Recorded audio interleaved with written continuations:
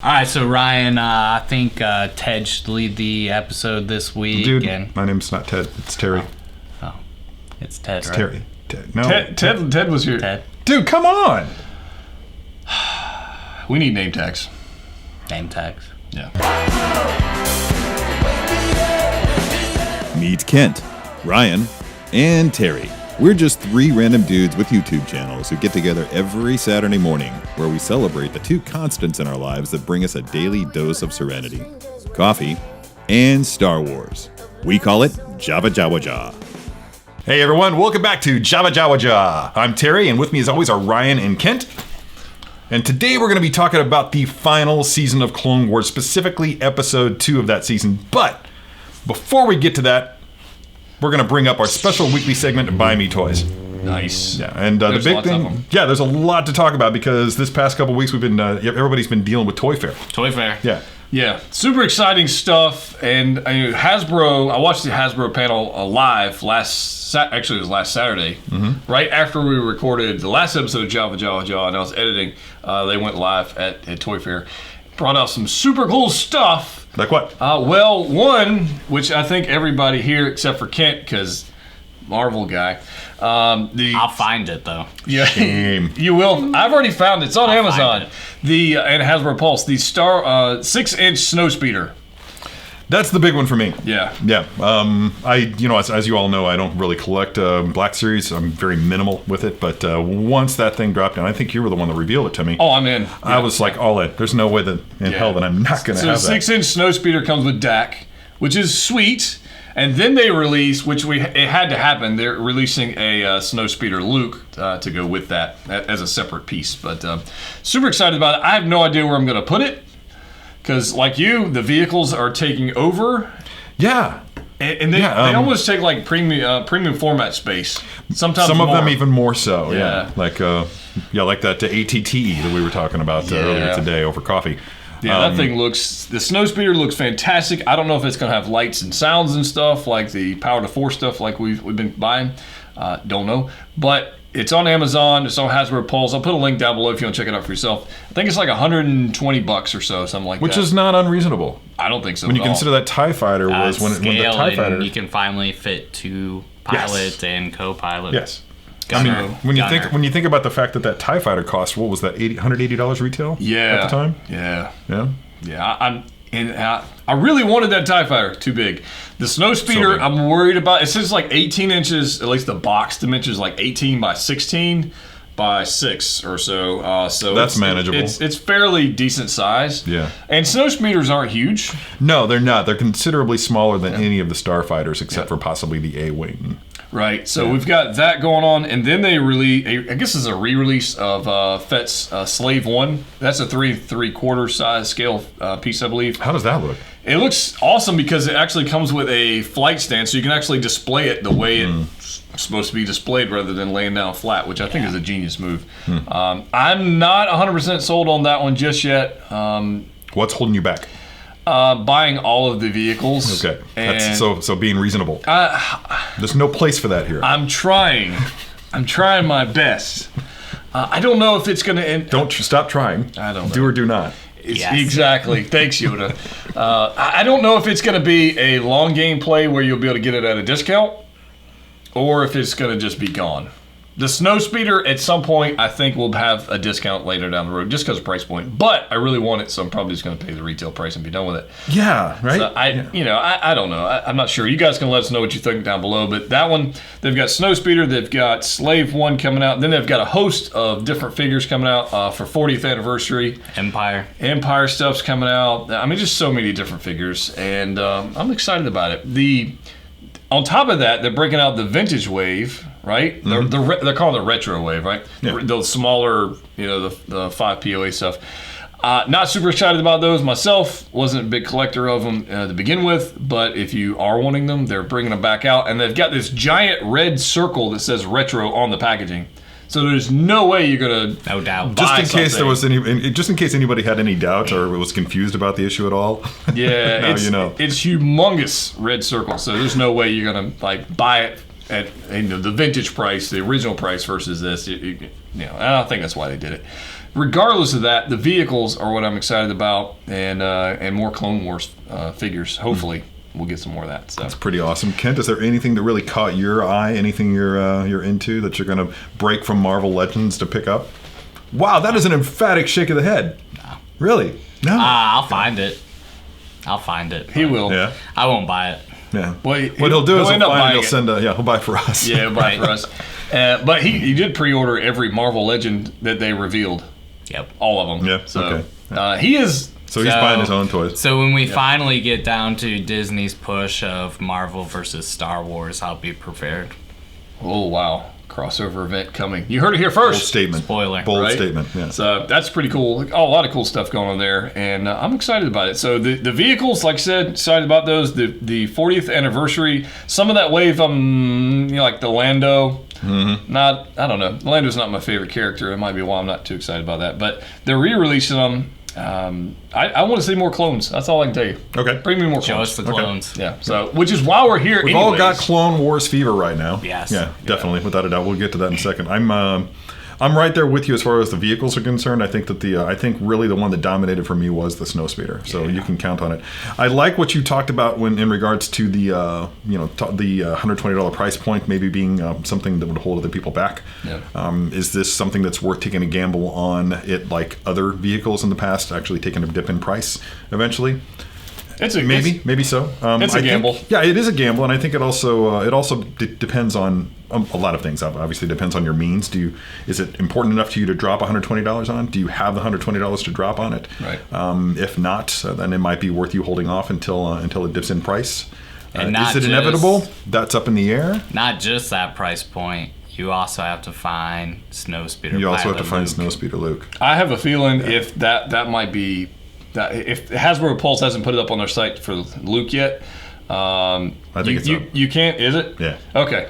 Luke. Disregard that. The Snow Speeder is available on Hasbro Pulse and available on Amazon, and you can pre-order it through GameStop or wherever you want to go. So I'll put a link down below if you want to check that out. Cool. But can we talk about an upcoming project since we're talking about toys? Might as well, yeah. Project. So Terry recently picked up something. As a matter of just It almost hurt my back. being a bad influence on Terry's Horrible collection. influence. So Horrible influence. it's bad because last year I started buying Black Series figures and mixing them in, and I've bought a lot more. Now I'm buying 3 3/4 figures and vehicles. And I a few months back, I picked up an ATTE. That is amazing, and Can you see it back there? Yeah, it's like, just let me, yeah, it's right over there my it shoulder here. Somebody had to go get one himself. Who? It wasn't Kent, so it was. Do they call that an AT-T? It's an AT-T. AT-T? Yeah, it's 8. I don't know what it is, but it's ATTE, and it's featured in this episode of Clone Wars, just saying. But he picked one up, and we have both decided that they need work. They do. They do. And I have not done a whole lot of painting and customizing and whatnot, but I think we've determined I have multiple model kits that I've had every design on constructing and painting and weathering up to my specifications. I've bought so much paint. I legitimately have a big, fat toolbox full of paint supplies, lacquers, sealants, and basically anything that I need that my friends at Sideshow who are painters kind of told me that I needed to get. And I'm going to bring them over here, and we're going to be doing some, we're going to have a painting party. Boom. You called it first. Yeah. I don't know if that's cool or not, but we're straight up having a painting party. We're totally going to do it that. live? I think that would be fun, because if we blow it up. And here's the thing. These vehicles are so awesome, but they're flat paint. They're kind of boring. Yeah, I mean, let's face it. Even during the prequels, when the prequels were dropping, the toys were basically meant for kids. They weren't really thinking about adult collectors at the time. That didn't really happen until the Black Series came along, I think. Right. And that's when you started to see better weathering on the vehicles and whatnot. But back then, when this thing came out, they were just there was entry-level weathering. The stuff on the red paint, the weathering of the red paint on them, that's on point. It's okay. That's on point. That's good enough for that scale. But the gray areas, the metallic areas, it's just flat. And I'm not even talking about like fresh off the factory floor flat. Right. I mean, there's just no life to it whatsoever. No. Nope. They got the molds are great. Paint sucks. Yeah. So if you'd like to see that live, let us know down below. And we'll Or do if that you'd rather now. just see a highlight reel, then Yeah. Now he has paint. He didn't say anything about skill. Oh, nope. I I'll be- clearly yeah. have neither paint nor skill, so this is good. We're going to just blow them up, and it's kind of a scary thing because these vehicles are price-wise going through the roof. They really are. So we're going to mess them up and paint them and Customize them. We're Well, going to the customize. thing about paint, and we'll talk about this in detail on the actual video, but the thing about painting these things is if you do it right, and we're going to be using acrylic paint, so that's water-based, and we'll be able to undo a good portion of it. If we Right. screw something up, we can just back up, erase it, and just start over again. It's going to be fun. Yeah, We're excited about this. So that's Buy Me Toys. Yeah. Let's get into episode Moving on. 2. Yeah, let's move it on. Episode 7.2, A Distant Echo. Echo. See what they did there. Boom. Yeah. Echo. Yeah, like legitimately. Yeah. Echo. not the dolphin. We're just going to relish in that lame joke for a little bit here.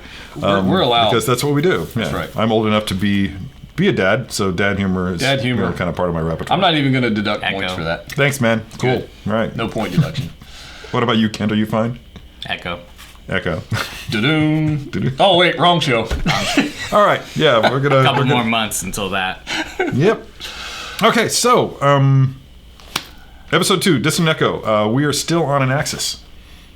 Yes. Yeah, and we're at the end there where we are ready to launch an expedition to go find out if this is actually Echo. They're out to retrieve this algorithm. A mission. Rex is convinced that it's Echo. Not everyone else is, to say the least. And they're prepping for this mission to get started. But before that happens, Anakin has something really important that he's got to do. Yes, he does. Gotta do something, Rex. Yeah, He- Rex isn't convinced that they have time for it, but Anakin's pretty Anakin on, about Rex. it. Yeah. Anakin's the general. Huh? Yeah. What are you gonna do? He's like, I have a lightsaber. And it's just so awkward and almost demeaning, but the way that it goes down, because the way that he leads Rex away from, and of course, Hunter is just like, I'm just gonna let you two work this out, and then they walk off and go to this secluded doorway. Anakin takes Rex's helmet, which at the time to me it was just like, whoa, that's just cold. Yeah. It almost seems like a shaming tactic right there. Like, okay, I'm gonna make sure that you're not gonna do anything. Yeah, so you're not I'm going to take run the off without your helmet. Yeah. Right. So goes into this door, shuts the door, and Has a Skype call. has a Skype call, a holo Skype call Oh, Skype. with Padme, who, by the way, has a bit of a bump. A little bit. Yeah. A All little right. bit. So, Yeah. what do you think? What's going on here? What did you see? What did you get from this? Kent. I mean, again, here's your buddy Rex looking out for you, watching the door. Obviously, Anakin doesn't want anybody to know his relationship. But And- Rex clearly does. Oh yeah, Rex, this kind of answers the question. Like, was Rex aware of what was going on? Yeah. he knows what's going on, and he's the lookout. He's covering for the general. Rex is a good soldier. Put it that way. He's a good soldier, and is he a good friend, or is he just a good soldier? Nah, I think friend is a good Friend. call. I mean, they've been through so much battles and just crazy schemes or whatever. And Rex clearly, we'll learn later, Rex clearly has learned and taken some of his traits and personality from Anakin. Yes. And I think he's a good friend. At the same time, Is he a brother? I'm not sure he approves of the call. It makes him uncomfortable. They didn't have time. Because Rex is like the honorable guy, that's a big thing with him, and he's put in a position where he has to hide, be the secret holder of something, and I think uncomfortable is a good call. Anakin has put him in an uncomfortable position. Yeah. Anakin bad. In which he has to actually lie, not necessarily lie, but deceive other generals. right. Yeah. Yeah, Which is not something a friend does. No, but he does it because He can? He just does it. I don't know. And the clones, they look up to the Jedi, especially the beginning of the Clone Wars. So as the Clone Wars go on, obviously we had the episodes where the one general turned on the clones and everything. So General Krell. they've met their heroes, and maybe And they they're found their not villains. Enamored. Enamored. Never meet your hero because you might not be Right. as impressed. Yeah. Right. Yeah, good one. It's true. Let's not forget, too, that by this point, Anakin's not exactly noble. He thinks of himself as noble, but he's not quite. He wants to be noble, and he thinks of himself as noble, but he's not quite the Jedi paragon that he wants himself to be. No, he clearly follows his own tune. He just Yeah. does what, I mean, and we've seen it in other episodes as well. I mean, even in this one when they're talking about going on this mission, he's like, yeah, well, they'll be fine, and he just goes off and does his thing. But the question I've got, so he has this Skype call with Padme. Does he recognize that she's pregnant at this point? And that actually brings up the real underlying question there is, where are we now in the timeline?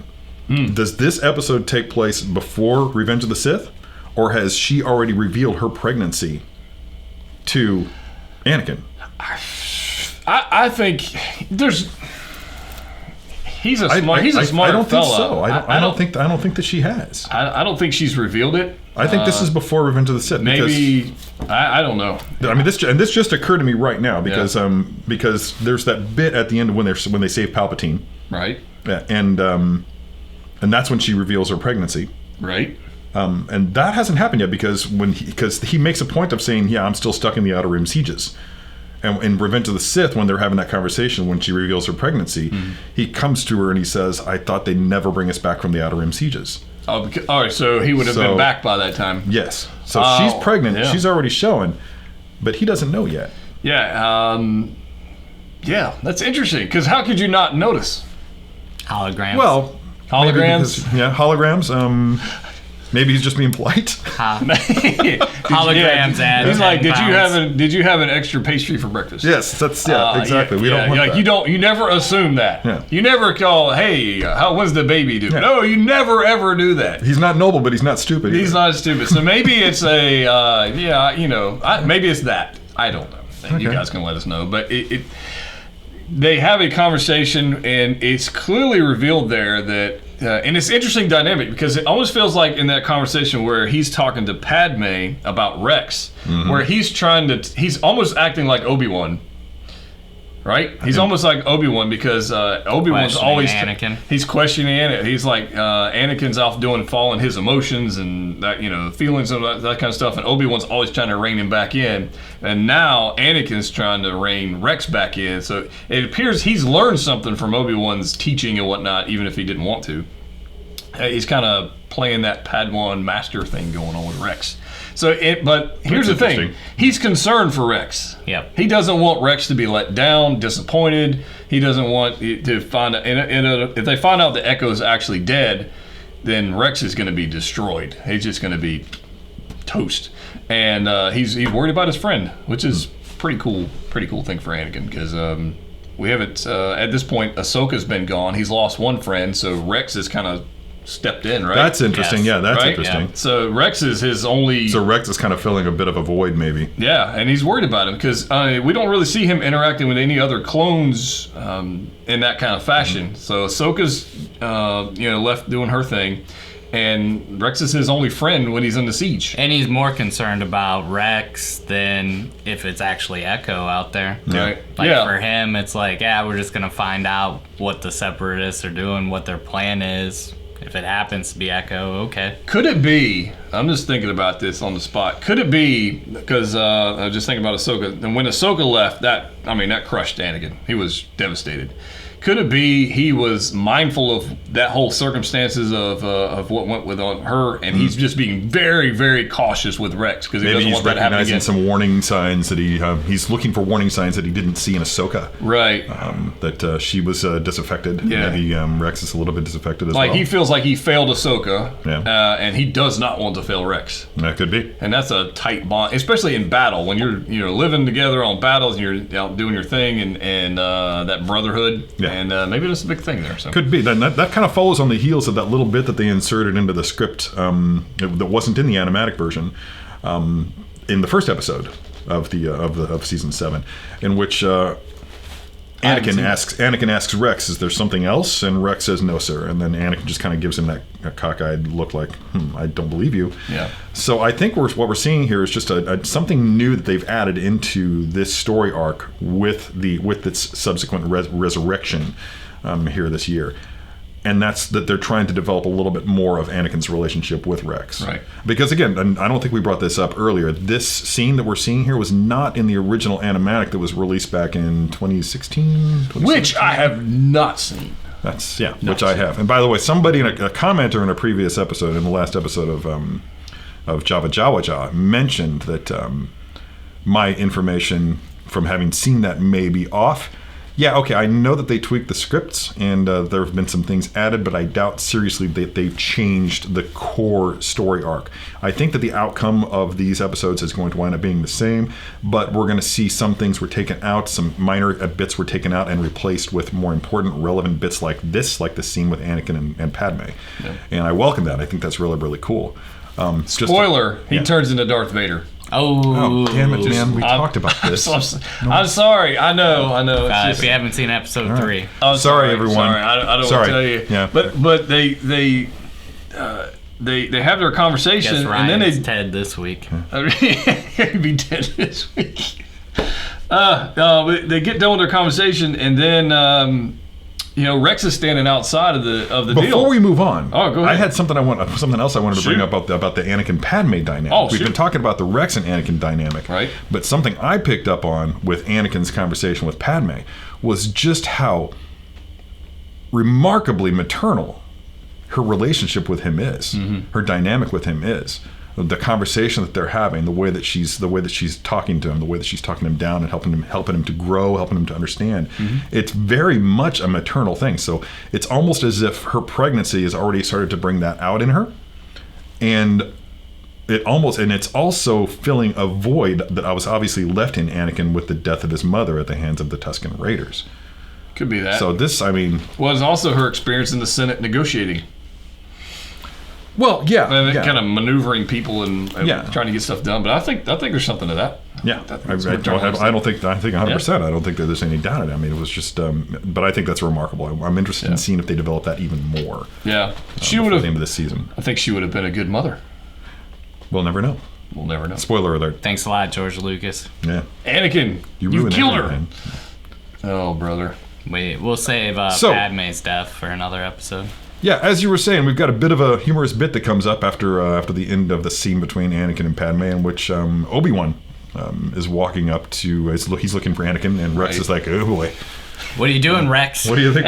So I was wondering, like, Rex made that face. He rolls his eyes, and he's like, oh. Right? Did Obi-Wan not see that as he's walking up to Rex? And I don't know. He probably did. He probably did. He's a pretty shrewd dude. Yeah. Right. Yeah. And Rex tries to play it off, he's in there expecting the barracks and all that, or his equipment and whatever. I'm like, Rex doesn't need anybody to inspect his equipment. He's got this. Like, that's not even a question why that would even be an option. But Obi-Wan, we find out that Obi-Wan, he knows what's up. So. It's an interesting thing about lying is that when you make the decision to tell a lie, then you're making certain assumptions. You're making certain assumptions about the person that you're lying to, and one of those assumptions is that you're cleverer than they are, right? Or that they aren't as clever as they might be. You're hoping, or something they don't. Yes. Yeah. And you're the best, or that they're not as perceptive. See, that was a lie. I can tell. But that's that. I think that we saw an example of that there. I mean, Rex, the lie comes from Anakin. Rex just happens to be the vessel for that lie, right, and he's not at all comfortable with it. Poor Rex. And he's also not at all good at it. No. And I think that we saw when Anakin comes back. Not in his programming. No, definitely not. In fact, it flies in the face of his programming. Yep. Yeah. I feel bad for Rex. Being put in that spot, Anakin, that was a jerk move. Shouldn't put Rex in that spot. Not something a friend does, Anakin. It's bad, man. Yeah. Just it's almost like you're just evil. But Anakin comes out and just plays his role. Like, here you go, Rex. Here's your helmet. Everything checks out. Oh, hi, Obi-Wan, and walks on and just tries to play it off like nothing had just happened. Yeah. And then this great bit, also highly revelatory, in which Obi-Wan says, "I hope you at least told Padme I said hello." Yep. He knows. He knew. He knows. He knew before though, but it's he's not a fool. But we never had that firm a revelation.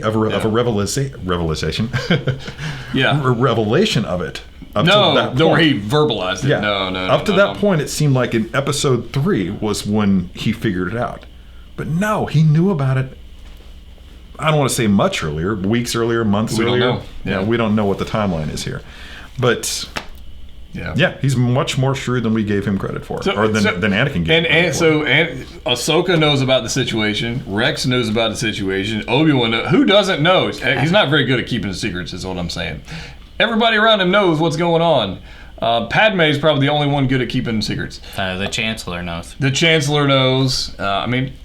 Everybody knows. Yoda, I think Yoda knows too. So I think that's what's going on. But I don't know. It's interesting. It's funny. I found that humorous. So Anakin's not the clever one.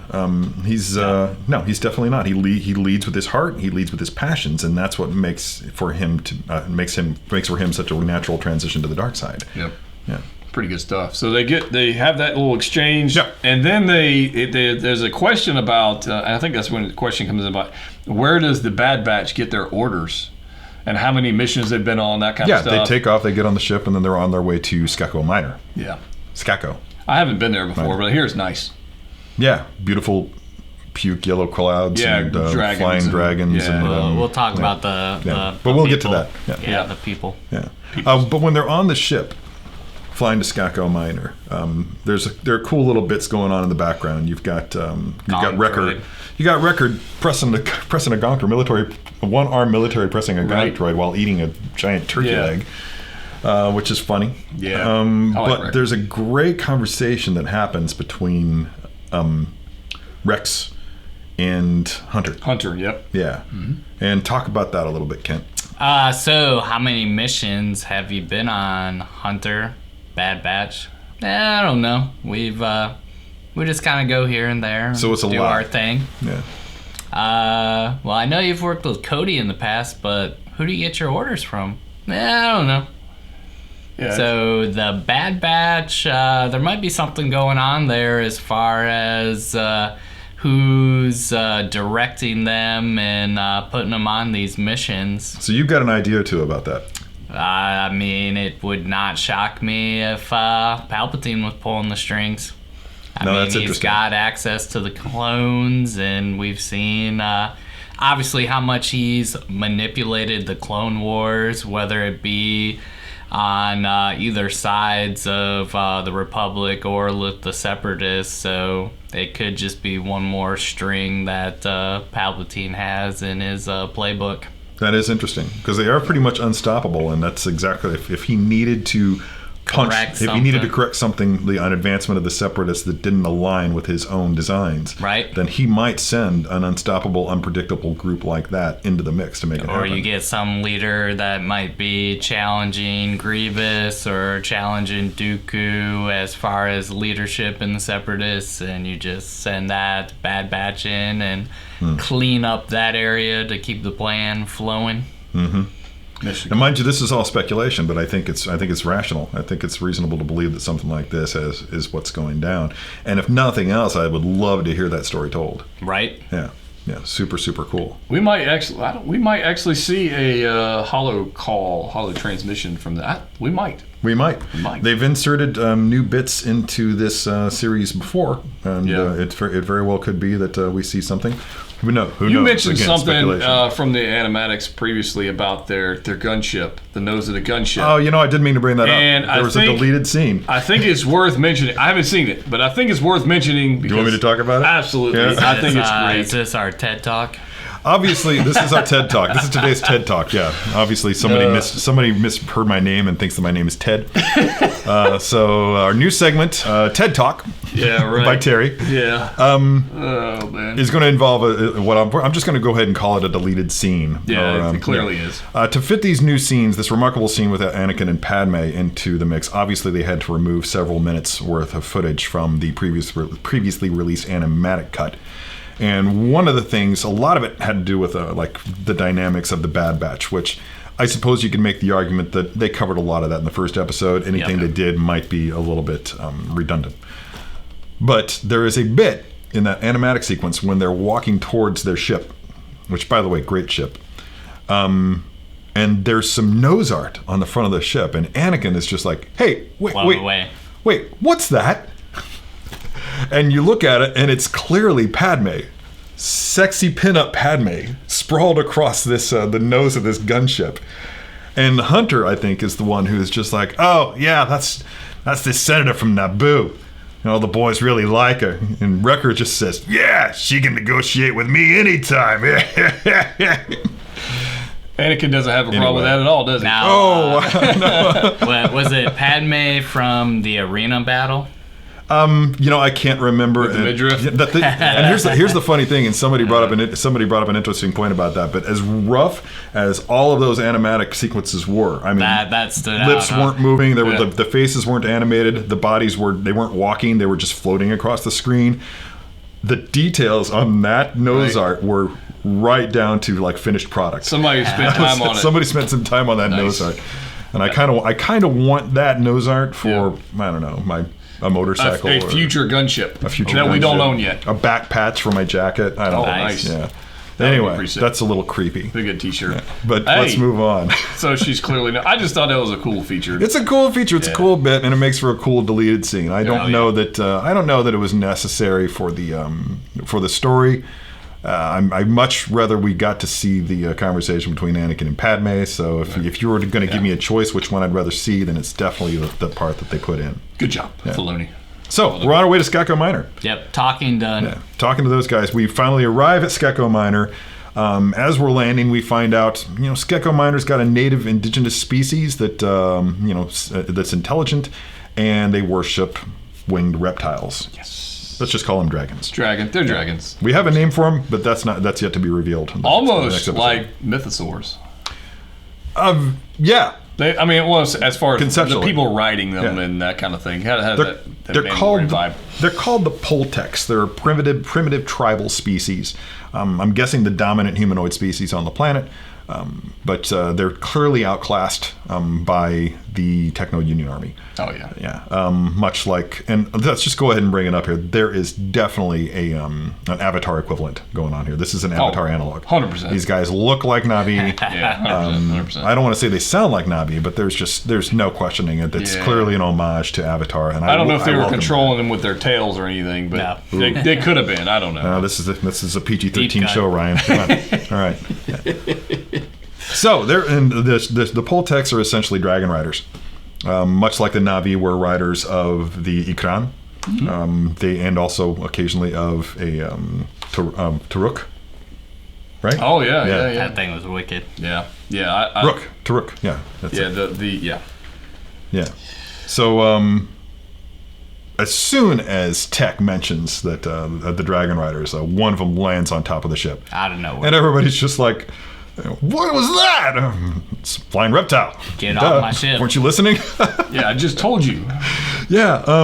So there's a bit of a battle that goes on outside. Obviously, Anakin's like, now don't hurt these guys. We need to negotiate with them. We have to come to some sort of an arrangement with them if we can.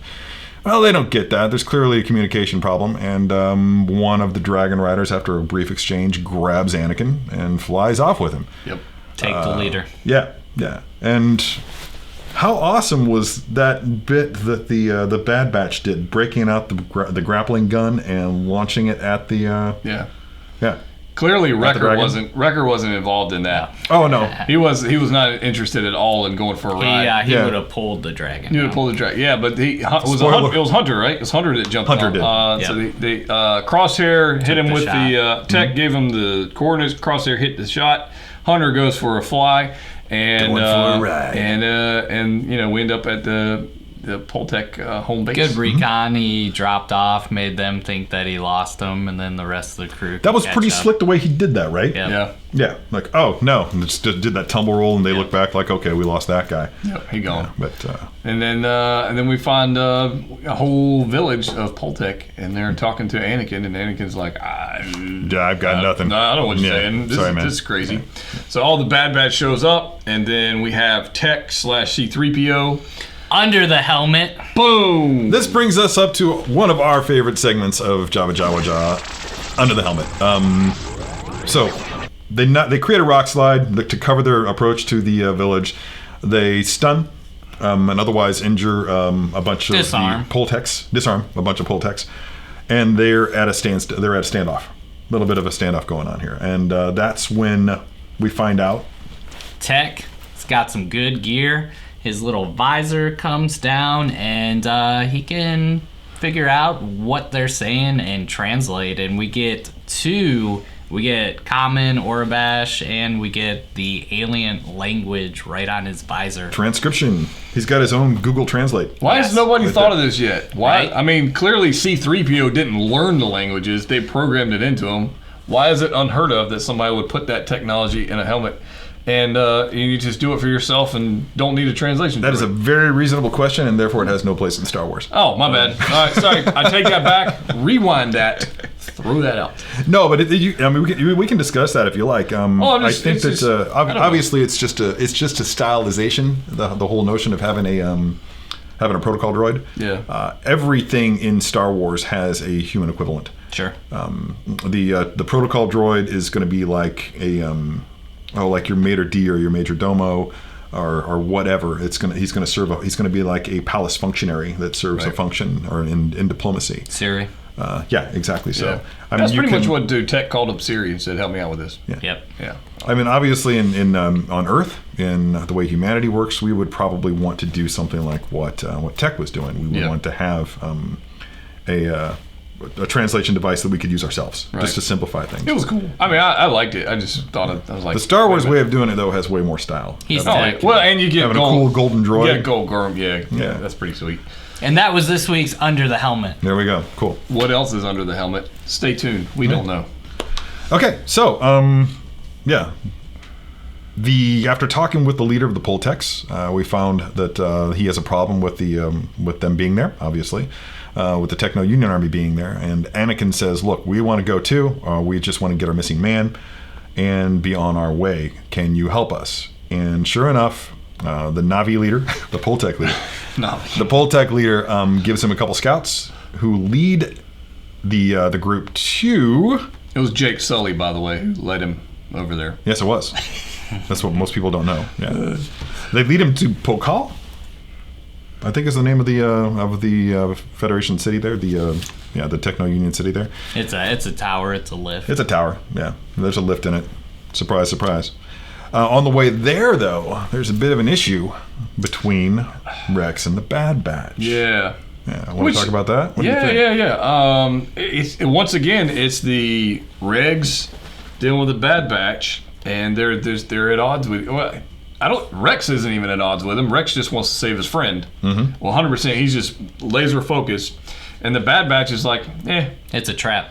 yeah. It's a trap. They could care less. It's a trap. yeah. And they're trying to bring Rex over to their side of thinking on this thing, right? Yeah. I mean, to basically like, okay, they've got a much more practical view of things Right. than the whole "leave no man behind" philosophy that most clones. Stop this code that's making us not win the war. Yeah, I mean, Crosshair comes right out and says it. I would have left him behind too. Yeah. Yeah, because the mission is really what matters the most. And Rex doesn't like that. No, but that's the experience of Rex having with his brothers versus the Bad Batch and their group, and all they care about is that group, and the rest of them can go fly a kite. They don't Right. care. Yeah. So it's just, but they get in this little brawl, and it all comes. I think it boils down. And I can recognize it. It boils down to Rex to being just super emotional, looking for his friend, and that's where it comes out. And Brings it otherwise, full circle to the beginning of the episode in his talk with Padme. exactly. So Anakin takes some of that Padme advice, This is your moment to be that wisdom, and shares it with Rex, and just says like, "Man, you got to be ready. If it's not what you hope it is, you just be prepared." It was a nice little scene between him and his friend.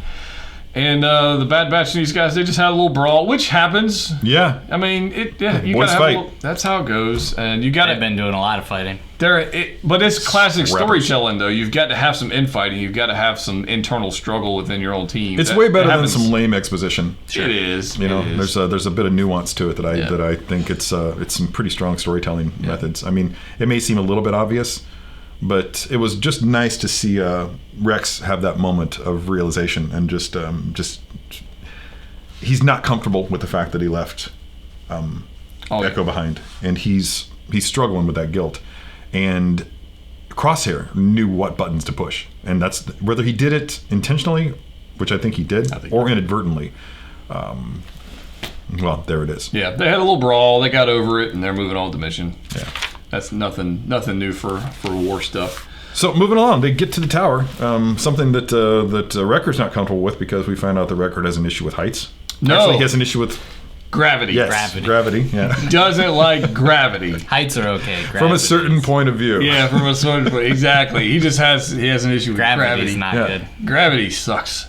Yeah, so he doesn't, which is interesting because it's the only time he's exhibited some kind of fear, weakness, discomfort, whatever. Other than that, he's just ready to smash, and he's like Hulk. And it was there. I found it entertaining, and it was to see what other kind of personality traits we're going to see from the other Bad Batch. It was kind of fun to watch. It's kind of fun to watch Wrecker grow as a bit of the comic relief of the Bad Batch, right? Because you've got the dead. I mean, everybody else is so dead serious, with the exception of Tech, which his nerdiness can bring a chuckle and whatnot. But but Wrecker's just in your face, funny in so many occasions. And is that the influence of Rex being on this mission with the Bad Batch that we're starting to see some more human or regular qualities in the Bad Batch now? Maybe, I don't know. I think Wrecker's legit just scared of heights. And he's like, crap. Which is interesting because they're flying around with the open gunships with doors open and all this kind of stuff. That's why gravity's really what he's scared of. Yeah. He's a big dumb galoot, and big dumb galoots are funny whether they want to be or not. It's always been that way. But yeah, so that was awesome. They get in this lift, much to Wrecker's discomfort. They go to the top of this tower. Stealth mission. Classic Star Wars. Anakin stresses, this is a stealth mission. Stealth. We weren't here, blah, blah, blah. Doors open up.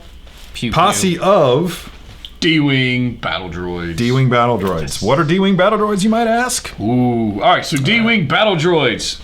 So the Separatists have given the Techno Nation some battle droids, and they, in their like fashion, have decided that they're not good enough. They went all Frankenstein on them. Didn't the Techno Union supply the super battle droids? We'll have to look at episode 2. They may have. I think the Techno Union brought in the super battle droids. That fits because they're basically modified or tanked up battle droids. Yeah. Techno Union's always wanting to make something better because they're super smart. Right. Least, And so they go in there and they've got these D-Wing battle droids. So interesting thing about these battle droids, if you haven't seen these guys before, which I don't recall seeing them prior, but I think they might have been in a video game or something in the past. But they have the ability. They feel like that. They have the ability to fly, so they have foldable wings that they can fly. They have a different head, and they have, instead of hands with the whole blasters, they just have blaster hands. Similar to and so but natural transition. It clearly proves to be ineffective at all, so it doesn't even matter. So. Insect, nice try. Definitely modeled after like insects. Insects, yeah. It reminds me of like grasshoppers or something like a cricket or something like they would kind of fly around doing that. And but they it doesn't matter what they. Yeah, the Bad Batch. You're talking about the Bad Batch and a Jedi, and the Jedi. Let's just face it. Yeah, and I think based on the from Watt, that he didn't know there was a Jedi along with this mission. I got that feeling that he didn't know there was a Jedi because in the previous conversations we had, and I don't think that Trench knew that there was a Jedi going along. Yeah, in the he previous said clone unit. In the previous mission, it was all clones and there was no Jedi. So now they've brought a Jedi along, and I think the Techno Union dude thought that his droids could handle these clones. Right. However, they had Future Jedi Knight and future Lord of the Sith. They were no match. Anakin, Darth Vader, Skywalker. Annie. And I think you're right. I think you're onto something there because even when he actually reveals himself at the doorway, he's not there. He's not there. Yeah. So he has no idea that there's a Jedi there. He was clearly underprepared and didn't have enough intel. Yeah, there wasn't enough. He didn't know, but he came in. But the Bad Batch and Rex, they were doing a pretty good job without him. Mm-hmm. He just helped clean up the mess. Final swipe. It's like the big bad comes in here and knocks out. And that was a great battle scene. It really was. And one of the things that I loved about it was the way that Anakin and then Crosshair show up there at the end and just kind of, help wipe things up a little bit. I just cleaned it up. That's all. Most of them were dead already. Yeah. Just that bit where before you even see him, that force blast from out of nowhere that knocks all those droids flying. That was a cheer-worthy moment for me. It was great. Yeah. They threw a little the shock grenade thing going on, and they had one of those. The droid poppers. Yeah, the droid poppers. Oh, I can't ever remember that. They threw that. And then Anakin and Crosshair come from behind and take care of the... It's probably rest weirder of that I can remember the term droid popper than it is that you can't. I like jalapeno poppers. Yeah. I'm a big fan of jalapeno. It's been years since I've had them. Jalapeno poppers, yeah. Maybe that's what they should throw. Maybe that's what I'm going to do after this. Welcome to Closer Jalapeno lunchtime. Poppers Talk. Yeah. So, Every What is the week. Star Wars version of jalapeno poppers? Are they going to serve those at Galaxy's Edge? Oh, they Tune in probably next do. time. we'll find out. I don't JavaJawaJaw, know. yeah. We'll find out. But they have this little battle. Then, so it's interesting. I don't know if you guys...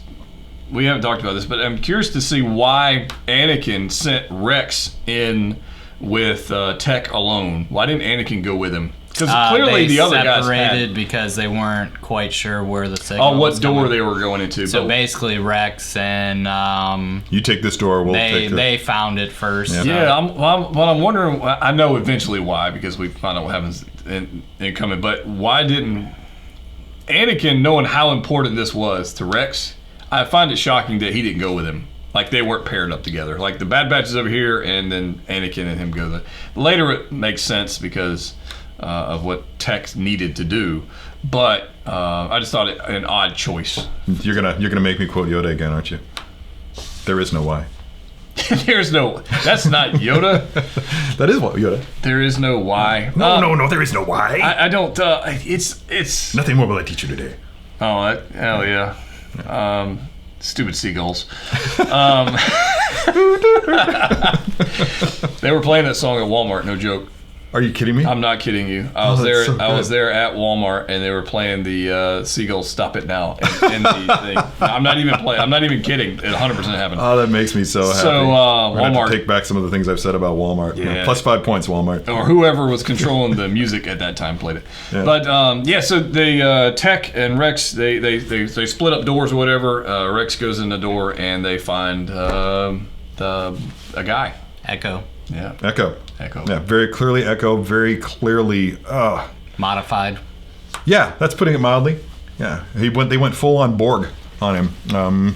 It seems clear to me that Echo was Hold on. damaged. Did you make a Star Trek reference? I did make a Star Trek Star reference. Wars. I'm You know how many comfortable people with that. you've triggered right now? Let's say, let's find out. We've Comment triggered in the comments below. You have if you're triggered the entire internet. I'm ready.